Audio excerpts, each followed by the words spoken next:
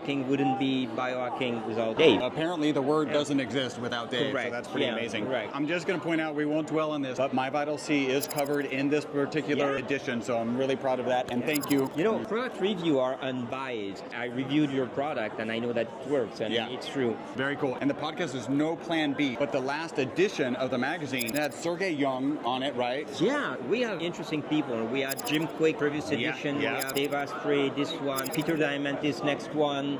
Peter Diamandis was on my podcast as good well. Job. That's awesome. Got a little envy going on here. The good envy. Well done. Brian Johnson is on the cover of the one following that.